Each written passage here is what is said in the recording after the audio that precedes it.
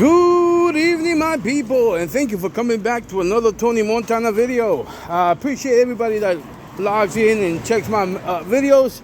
Again, I do it all the time for entertainment, education, and just to document my life with the American Pitbull Terrier. Today I wanted to talk. This is a subject that was talked about in Going Hard Kennels channel. I think it was last night.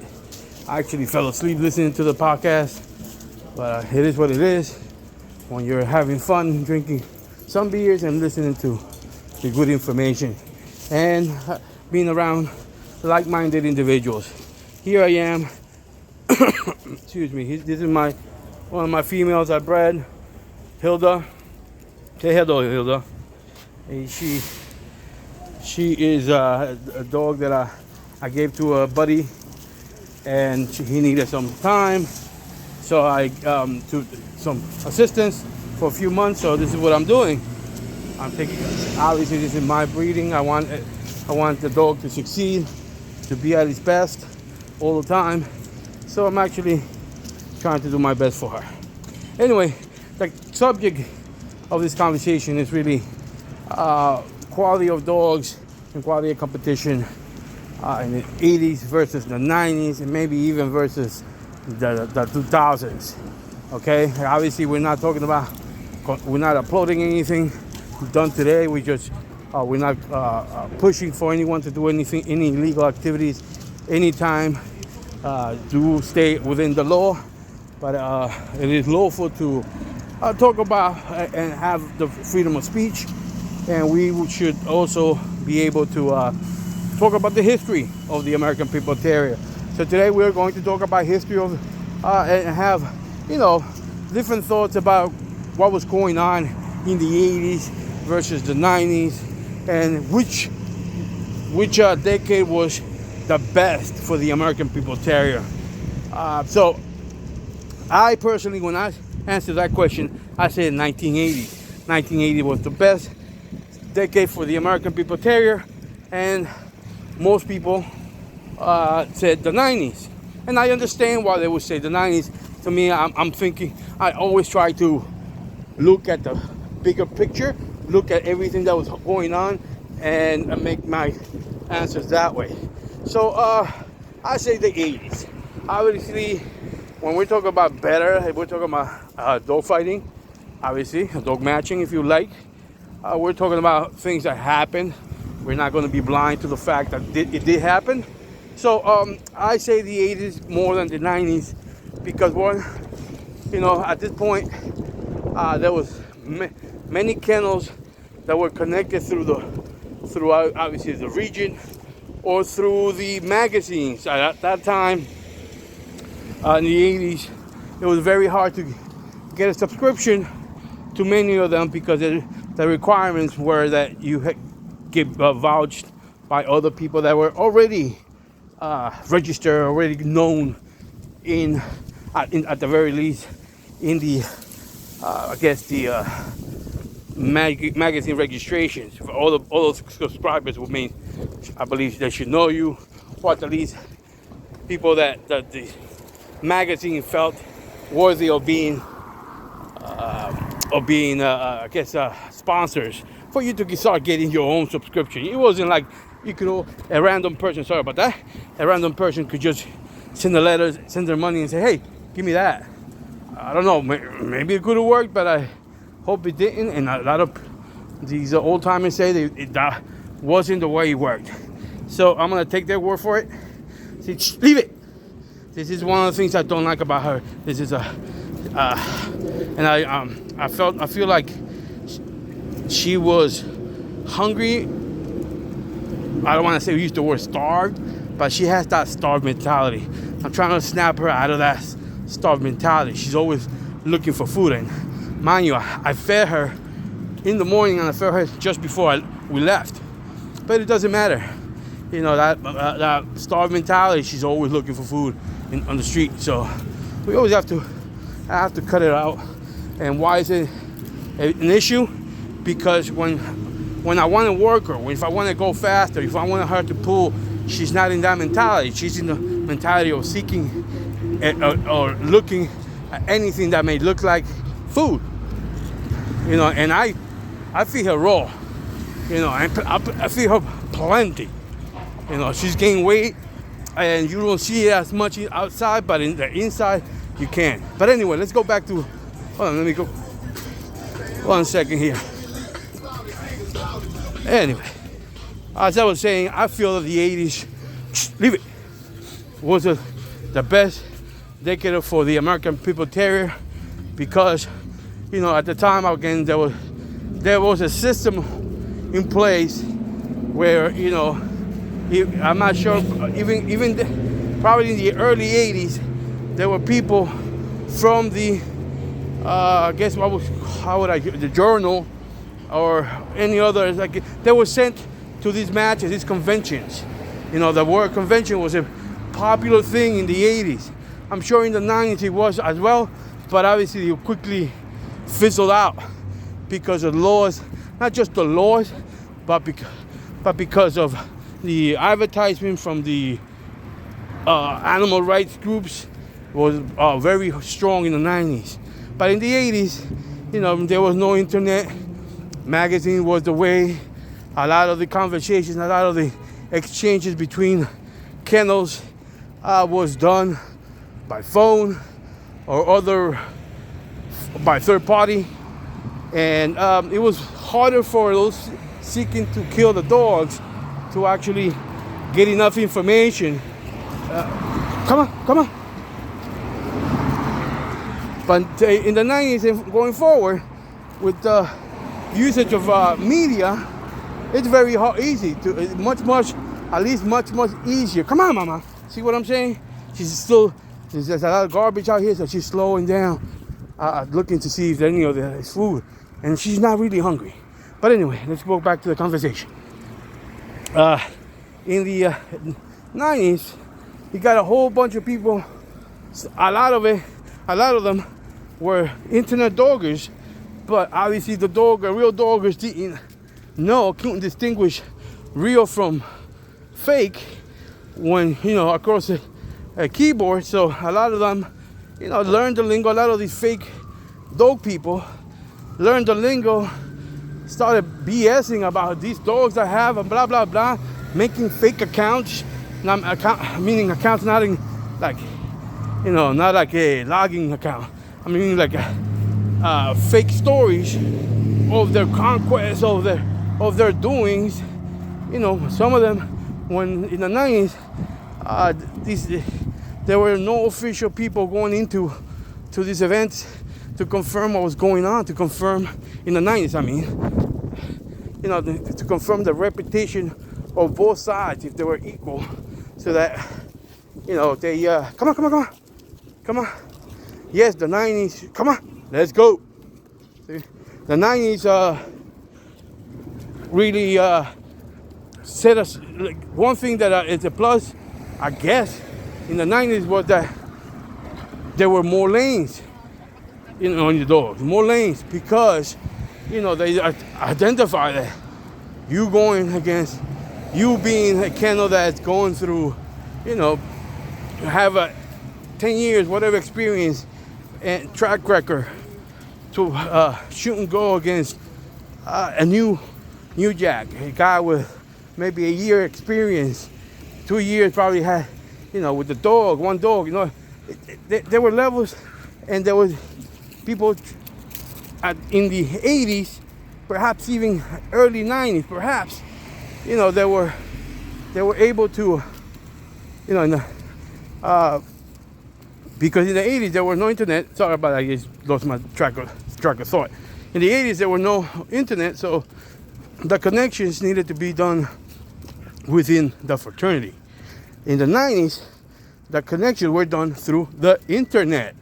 So a lot of people in the 90s didn't know each other. They were obviously taking a lot of risks, but a lot of times, especially if you're in the fraternity, knowing people in the area that the internet person is trying to challenge you, and people say, hey, we don't know this person, or yeah, we know this person, but he only has one dog, and he lives so close to me, he's new. So like in the 90s, perfect, easy money. You know, so just point me to the easy money, and there you go. That's the way they went. But in the 80s, again, going back, it was more real. You know, more real. There were more serious people. Even there were less. And obviously, the dogs were matched in their own lane, or at least it was a bigger chance that you would be going against another person in your own lane rather than choosing, you know, your A lane. So I won't say the classic words. I'm gonna say A lane versus C lane. You know, and you know your A lane. Hold on a second. 1 second here. We're gonna deal with some cops here. We're gonna find out if I can pass. 1 second. If the hobo's here.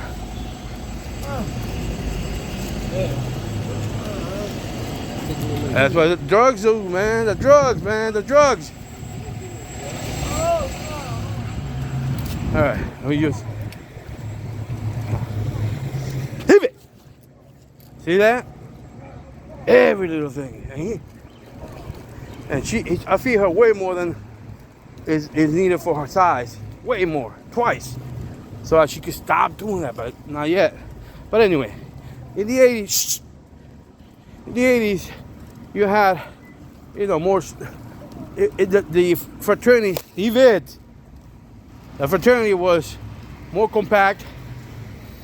Like I said, everybody knew everybody, or everybody knew someone that knew someone within every area, or most areas. Leave it. So in the 90s, you got the, you know, like I said, the internet doggers. We got the, you know, the guys that started writing great accounts of their dogs, you know, finessing. You know, some of them were very good at, you know, putting flowers on the careers of their dogs or the career of the kennel. So, you know, everybody likes a good story. And in the 1990s, that's when all of that became, you know, one of the main things in the internet. You know, yes, there were accounts on the magazines, but once you hit the internet, when everybody's looking at it, it became obviously, and the internet allowed people like Victor Akart to boost through the media this Grand Champion Maine did. And again, I'm not saying Grand Champion Maine did was a scrub. No, Grand Champion Maine did was a bulldog. But, you know, the way Victor Akart did it, I would say that he is the biggest, you know, by far, puppy seller in modern times. Biggest, you know, like he would sell to anybody with money, and he would have 18, 19 pages, meaning each page would have 3 or 4, like 4 or 5 rather, breedings. So you're thinking that these, you know, every breeding was, oh, Mayday son or sons of grandsons of Mayday, double time Mayday. He was selling to everybody. I would say if he sold everything that he posted on that website, he made at least $1 million. I would say, yo, maybe that's exaggerating, but no. I remember in the 2000s, that website of his, Southern Kennels, was, you know, a great, you know, way of making money.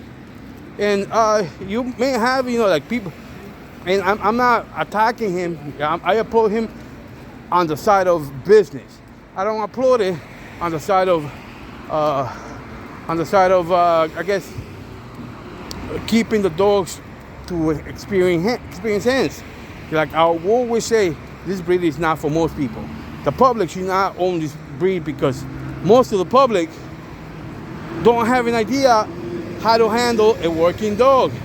Most of the public doesn't know how to handle, you know, an animal aggressive dog.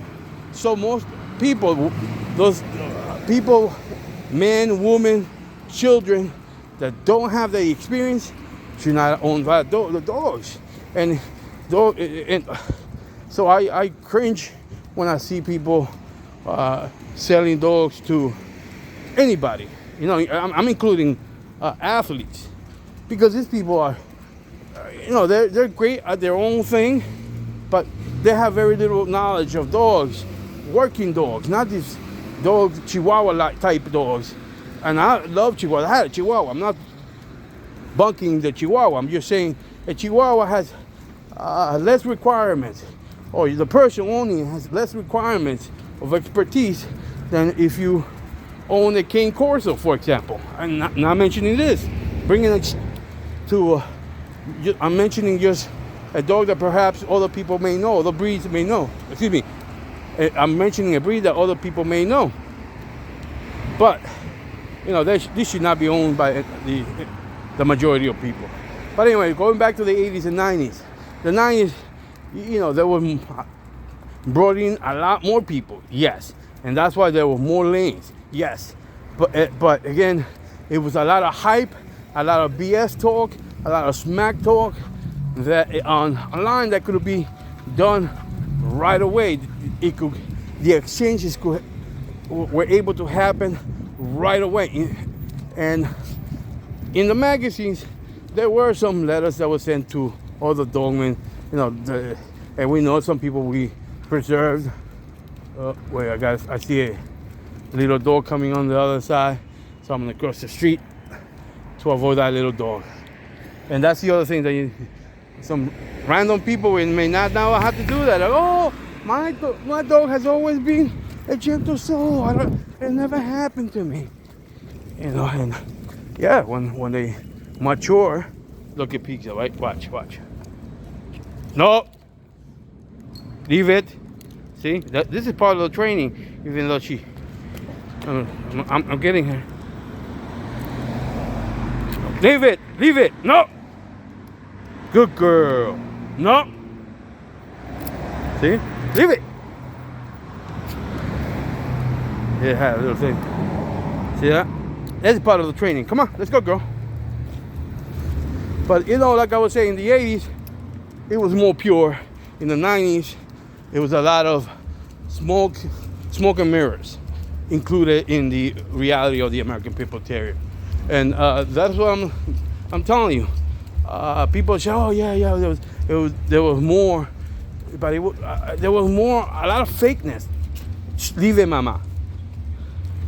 There was a lot of fakeness, but people couldn't distinguish fake from reality, you know, or if it wasn't fake, it was blown out of proportion, you know, because you could do that online. So anyway, if you have an opinion on which decade was the best for the American Pitbull Terrier, put it in the comment section, press the like button, and I shall talk to you some other time. But again, let me show you my little friend so that we can leave this in a good note. Say hello and say goodbye to my little friend.